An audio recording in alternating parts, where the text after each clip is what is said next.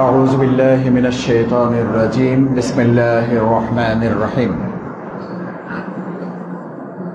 والعصر إن الإنسان لفي خسر إلا الذين آمنوا وعملوا الصالحات وتواصوا بالحق وتواصوا بالصبر صدق الله العظيم وصدق رسوله النبي الكريم ونحن على ذلك من الشاهدين الشاكرين আজকে জুমার দিন সালাতুল জুমা আদায় করার জন্য আমরা পবিত্র বাইতুল্লাহ আল্লাহর ঘর মসজিদে এসে উপস্থিত হওয়ার সুযোগ পেয়েছি। আল্লাহ তাআলা দয়া করে আমাদেরকে তৌফিক দিয়েছেন যে আল্লাহ তাআলা মেহেরবানি করে অনুগ্রহ করে আমাদেরকে সুযোগ করে দিয়েছেন, অনুগ্রহ করেছেন আমাদেরকে আজকের এই গোলামি করার জন্য, তার দাসত্ব করার জন্য কবুল করেছেন। সে আল্লাহ তাআলার দরবারে অন্তঃস্থল থেকে হৃদয়ের সবটুকু আবেগ এবং ভালোবাসা উজাড় করে মহান মাবুদের দরবারে শুকরিয়া আদায় করে সকলে বলে আলহামদুলিল্লাহ। সম্মানিত মুসলিয়ান ইকরাম, সালাতুল জুমার দিন সাইয়্যিদুল আইয়াম, দিনসমূহের সেরা, দিনসমূহের নেতা। সপ্তাহের 7 দিনের সর্দার হচ্ছে এই জুমার দিন। এই জুমার দিন হচ্ছে সেই জুমার দিন যেই জুমাবারে আল্লাহ তাআলা পৃথিবী সৃষ্টি করেছেন। এই জুমাবার হচ্ছে সেই জুমাবার যেই জুমাবারে আবার এই পৃথিবী ধ্বংস হয়ে যাবে। এখন সৃষ্টি যেহেতু হয়ে গেছে, এখন বাকি কিসের? সুতরাং এখন কি আনন্দ করার সময়? এখন কি করার সময়? ধ্বংসে যেন আমি নিজে ধ্বংস না হয়ে যাই সেটার জন্য আমার প্রস্তুতি গ্রহণ করার সময়। আপনি লঞ্চে উঠেছেন, এসি কেবিন পাইছেন, ভিআইপি কেবিন। ভিআইপি কেবিনের মধ্যে আবার বরিশালের কিছু লঞ্চের ডুপ্লেক্স আছে, ডুপ্লেক্স নিচে, তার উপর আবার আরেক তলা আছে, দোতলা বাড়ি আছে লঞ্চের মধ্যে। রুমে যাইয়ে কেবল বসছেন, আরাম করবেন, এরকম সময় ম্যানেজার গিয়ে বলছে যে ভাই আরাম তো করতেছেন, কিন্তু লঞ্চটা সদরঘাট যাওয়ার আগে এটা ধ্বংস হয়ে যাবে, এটা ডুবে যাবে। তো বলছে ভাই কখন ডুববে? বলছে যে এটা জানি না, তবে ডুবে যাবে এটা আমি নিশ্চিত। কোন জায়গায় ডুববে, কখন ডুববে এইটুকু জানি না, এটা যেমন নিশ্চিত, কিন্তু ডুববে যে এটাও।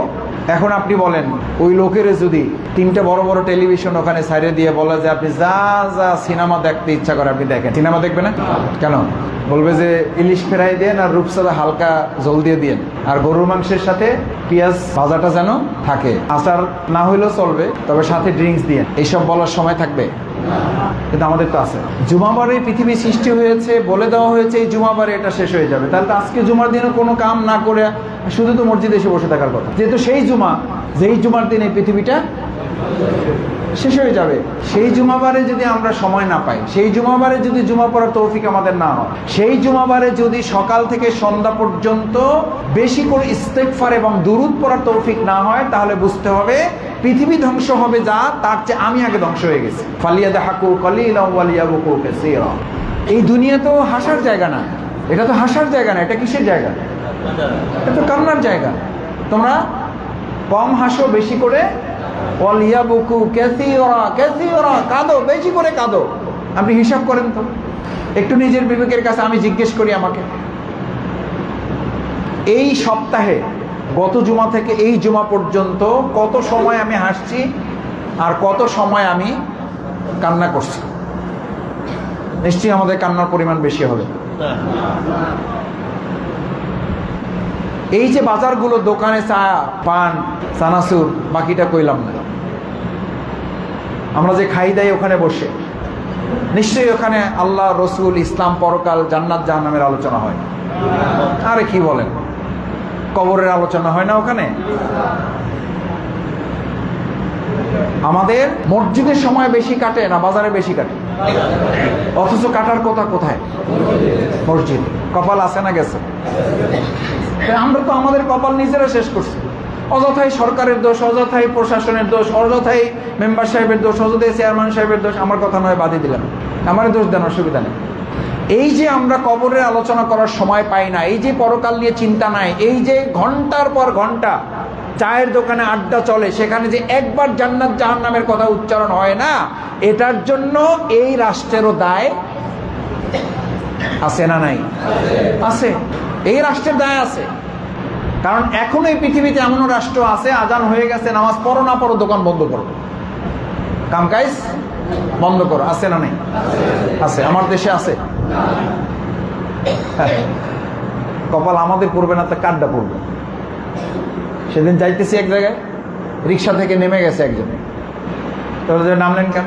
কয় ভাই সময় পাবো না, আজান তো হয়ে গেছে, এই ফাঁকে একটু বাজারটা সারিয়ে ফেলি। কারণ এই সময় সুপার শপগুলোতে, সুপার শপ তো বুঝেন, মানে বড় বড় দোকান যেগুলো আর কি, সুপার শপগুলোতে এই সময় একটু ভিড়, মানে হয়েছে আজান, যাবে মসজিদে, টার্গেট করছে কোথায়? কারণ এই সময় ভিড় একটু কি থাকে, কপাল আছে না গেছে? এরকম কপাল পোড়াল লোক ওইরকম একজন রিক্সাওয়ালা থাকে। ঈদের সময় আমাদের প্রস্তুতি নেওয়ার কথা, রমজানের আসলে রোজার প্রস্তুতি নেওয়ার কথা, সাহারির প্রস্তুতি নেওয়ার কথা, তাহাজ্জুদের প্রস্তুতি নেওয়ার কথা, কোরআন পড়তে পারি কিনা, শুদ্ধ আছে কিনা, আরো মুখস্থ করা যায় কিনা সেটার কথা।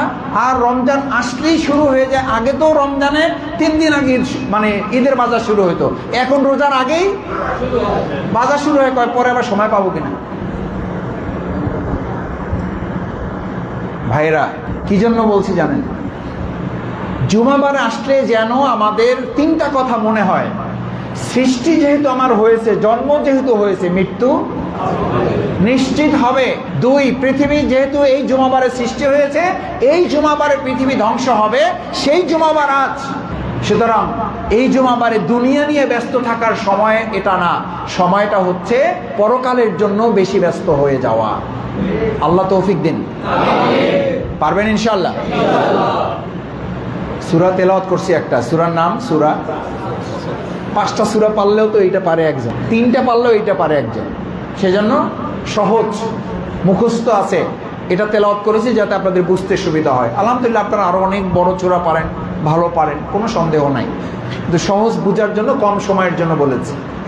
আল্লাহ তাআলা এই সূরাটা নাজিল করে শপথ করলেন, অল আসর, কিসের কসম? সময়ের কসম। কি জন্য? বরফ বিক্রেতা বরফ যখন কেনে, বরফ কেনার পর থেকে বরফটা বিক্রি করার জন্য তার টেনশন থাকে না? থাকে না? কেন টেনশন থাকে? বরফ কেনার পর থেকে বরফটা কি হয়?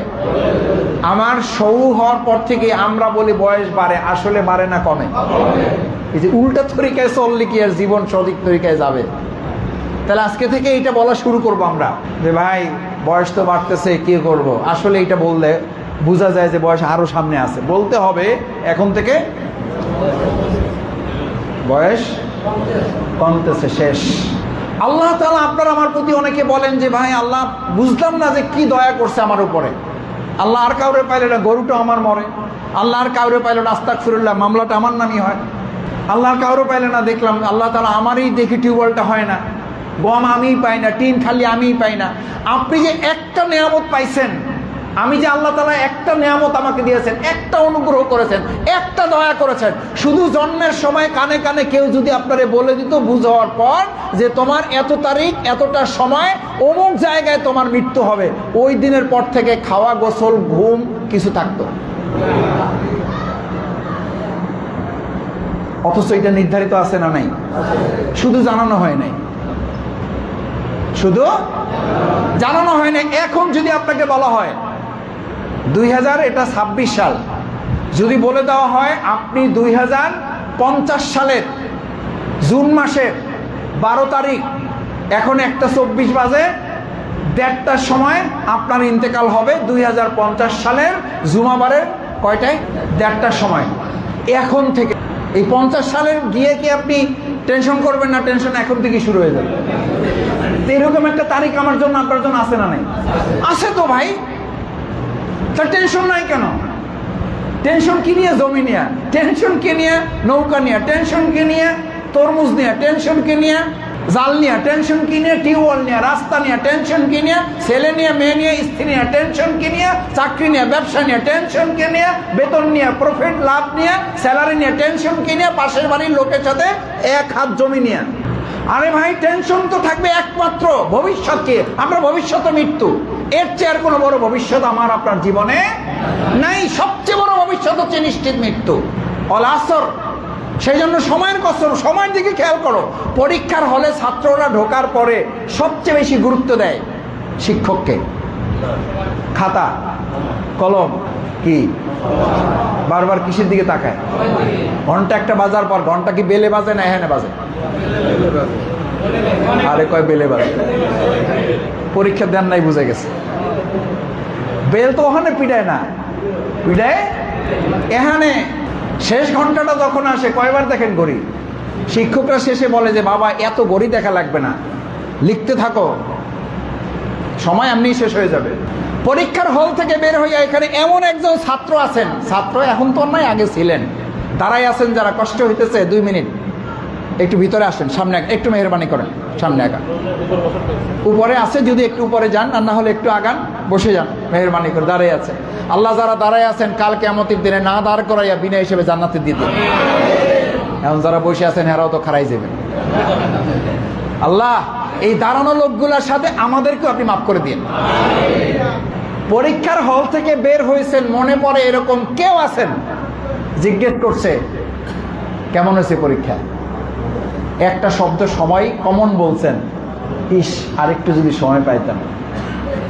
সব লেখা হয়ে গেছে, 2 বার রিভিশন দিয়েছে, তারপরে তার আফসোস কি? ইস ওয়ায়াকুলুনা ওয়াইলাতানা, অতঃপর সে আফসোস করবে, চিৎকার করবে, আহারে আমার মৃত্যু হয়ে গেল, অথচ আমি তো এই কাজটা করতে পারলাম না। আহারে আমার মৃত্যু হয়ে গেল, আমি তো তাহাজ্জুদ করতে পারলাম না। আহারে মৃত্যু হয়ে গেল, কোরআন তেলাওয়াত তো শিখতে পারলাম না। আহারে মৃত্যু হয়ে গেল, আমি তো এই ভালো কাজটা করে আসতে পারলাম না। আহারে মৃত্যু হয়ে গেল, আমি তো এই গুনাহটা ছেড়ে আসতে পারলাম না, এই গুনাহটা তো পরিত্যাগ করতে পারলাম না। আহারে, এই আহারে শব্দ দিয়ে কোরআনে অসংখ্য আয়াত আল্লাহ তাআলা নাজিল করেছেন। কেন? ওই পরীক্ষার্থী পরীক্ষার হল থেকে বের হইয়া যেমন সবাই আমরা একটা কথা বলি, ইস আরেকটু যদি কি পাইতাম। এই পৃথিবী ধ্বংস হওয়ার পর, আমরা মৃত্যুবরণ করার পর আফসোস থাকবে একটাই, আরেকটু যদি সময় পাইতাম। সময় আর পাবেন না। সুতরাং এই সময়টাকে আমাদের কাজে লাগাইতে হবে। ওই বরফ বিক্রেতার মতো, বরফ বিক্রেতা চিৎকার করতে থাকে আর বলতে থাকে, বাইরে তাড়াতাড়ি নাও, না নিলে আমার এই বরফ যত সময় যাবে তত এর দাম কমে যাবে। মানুষের জীবনটা একটা বরফের মতো গলে যাচ্ছে। আপনাকে আমাকে বলতে হবে, আল্লাহ আমার জীবনের যত সমস্যা আছে, যত কাজ আছে, সব যেন আপনার নিয়তে ভালোর জন্য আমি করতে পারি। আল্লাহ আপনি আমাকে তৌফিক দান করেন। আল্লাহ ইন্নাল ইনসানা লাফি খুস, সবাই ক্ষতির মধ্যে। ইল্লাল্লাযিনা আমানু, শুধু সে বেঁচে যাবে যে কার প্রতি ঈমান রাখে। ও তো বলবেন যে ভাই এটা আবার বলা লাগে। আমরা তো কয়েক প্রকারের ঈমান আমাদের আছে। এক হলো জন্মগতভাবে, আর হলো পারিবারিকভাবে, বংশগতভাবে তো আছেই। যাই কই আমাদের ঈমান। ঈমান কি বংশগত? ডাক্তারের ঘরে জন্মগ্রহণ করছে, পড়াশোনা করে নাই, এখন ডাক্তারি করে, আছে না? ইঞ্জিনিয়ারের ঘরে জন্মগ্রহণ করছে, ইঞ্জিনিয়ার পড়াশোনা করে না, এরকম ইঞ্জিনিয়ার আছে না দুনিয়াতে? নাই। এই বিল্ডিং করতে পারবে না, কিন্তু একটা কাজ পারবে, সে হলো মুসলমানের ঘরে জন্মগ্রহণ করছে, নামাজ না পড়লেও। এটা দুনিয়াতে নাই। দেখেন এরকম ইঞ্জিনিয়ার নাই, এরকম ডাক্তার নাই, এরকম সাহিত্যিক নাই, এরকম সাংবাদিক নাই, কিন্তু এরকম কি আছে? ও এটা কমন পড়ে নাই। মুসলমান আছে না নাই? আছে। কি মুসলমান? নামে মুসলমান। এই নামে মুসলমান থেকে আল্লাহ তাআলা হেফাজত করার জন্য ঈমানের দাবি প্রসঙ্গে বলেছেন ইল্লাল্লাযিনা আমানু, আল্লাহর প্রতি ঈমানের মানে হলো এই কথা বলা, আল্লাহ আমার রব, এই রবই আমার। আবার বলেন, আল্লাহ আমার রব, এই রবই আমার, এই রবই আমার সব। এইটার নাম হলো ঈমান। ঈমান হলো এটার নাম। রাসূল সাল্লাল্লাহু আলাইহি ওয়াসাল্লামকে জিজ্ঞেস করা হয়েছে, মা হুয়াল ঈমান, ঈমান কি ইয়া রাসূলুল্লাহ সাল্লাল্লাহু আলাইহি ওয়াসাল্লাম। এই প্রসঙ্গে একটু বলে রাখি, শেষের দিকে যেহেতু জুমাবারে 2টা দোয়া বেশি করে করবেন, সকাল থেকে শুরু করবেন সন্ধ্যা পর্যন্ত। বিশেষভাবে চেষ্টা করবেন যে কাজে থাকেন বেশি করে দুরূদ, বেশি করে ইস্তেগফার। বলেন, বেশি করে ইস্তেগফার করা। বিশেষভাবে একটা সময়ের কথা জুমাবারে বলা হয়, রাসূল সাল্লাল্লাহু আলাইহি ওয়াসাল্লাম বলেছেন যে সময় দোয়া করলে দোয়া কবুল হওয়া নিশ্চিত। সুবহানাল্লাহ। সেই সময়টা বিশেষভাবে কেউ কেউ বলেন খুতবার মাঝখানের সময়, কেউ কেউ বলেন সেই সময়টা হচ্ছে আসর থেকে মাগরিবের মাঝখানের সময়। আল্লাহ আমাদের কবুল করুন এই সময় দোয়া করার। কি কি দোয়া? দুরূদ এবং ইস্তিগফার। একটু দুরূদ পড়েন। আল্লাহুম্মা সাল্লি আলা সাইয়্যিদিনা মাওলানা মুহাম্মদ ওয়া আলা আলি সাইয়্যিদিনা মাওলানা মুহাম্মদ। আল্লাহুম্মা সাল্লি আলা সাইয়্যিদিনা মাওলানা মুহাম্মদ ওয়া আলা আলি সাইয়্যিদিনা মাওলানা মুহাম্মদ। বেশি করে ইস্তিগফার এবং দুরূদ। আস্তাগফিরুল্লাহ, আস্তাগফিরুল্লাহ। ইস্তিগফার হচ্ছে এমন জিনিস যে বারবার তওবা করে, বেশি বেশি তওবা করে, আল্লাহ সুবহানাহু ওয়া তাআলা তার জীবনের সমস্ত পেরেশানি দূর করে দেয়। সুবহানাল্লাহ। পেরেশানি দূর করার, জ্বরের জন্য যেমন অ্যান্টিবায়োটিক, জ্বরের জন্য যেমন নাপা, আর পেরেশানি দূর করার জন্য কি বলেন? আজকে থেকে বলেন, পেরেশানি দূর হয় না। টিউনের কাছে গেছেন, দূর হয় না। ওসির কাছে গেছেন, পেরেশানি দূর হয় না। এমপির কাছে গেছেন, পেরেশানি দূর হয় না। মেম্বার চেয়ারম্যানের কাছে গেছেন, পেরেশানি দূর হয় না। আরো উপরে গেছেন, মন্ত্রীর কাছে গেছেন, পেরেশানি দূর হয় না। বেশি করে কি পড়া? আরো জোরে ইস্তিগফার। ইল্লাল্লাযীনা আমানু ওয়া আমিলুস সালিহাত। ভালো কাজ করা, নেক আমল করা, অন্যায় কাজ থেকে বেঁচে থাকা, বেশি করে নেক আমল করা। ওয়াতাওয়াসাউ বিল হাক্কি ওয়াতাওয়াসাউ বিস সবর। রাসূল সাল্লাল্লাহু আলাইহি ওয়াসাল্লাম বললেন, মা হুয়াল ঈমান? ঈমান হচ্ছে আল ঈমান ওয়াস সবর ওয়াস সামাহা।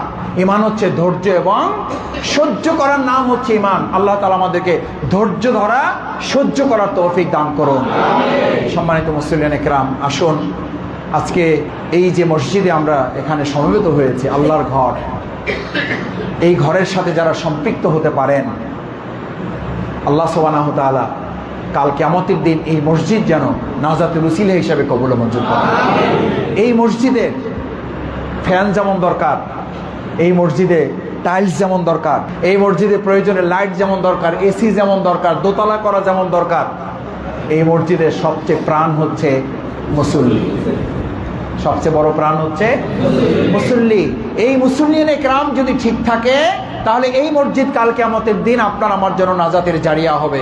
আর এই মসজিদ যদি মুসল্লি সংকটে ফজরের নামাজ জামাত না হয়, 5 ওয়াক্ত জামাত হয় হেমায়েত ভাই?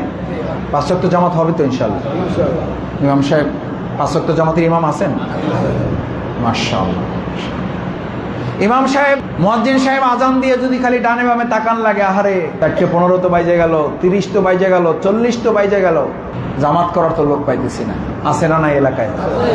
তাহলে জামাত করার লোক আছে না নাই? এই জন্য এখন ইমামগণ বলেন, মসজিদে tiles collection, fan collection, light collection, দোতলা কালেকশন, সিমেন্ট কালেকশন, বালু কালেকশন, রড কালেকশনের চেয়ে গুরুত্বপূর্ণ কালেকশন হচ্ছে, আমরা কি রাজি আছি ইনশাল্লাহ? এই জুমায় যেমন হাজির হয়েছি, আমরা সুযোগ করে যত ব্যস্ততা থাকুক 5 ওয়াক্ত সালাত আমরা মসজিদে আদায় করার জন্য চেষ্টা করবো। আল্লাহ কবুল করুন। এই মসজিদকে আল্লাহ নাজাতের উসিলা হিসেবে কবুল করুন।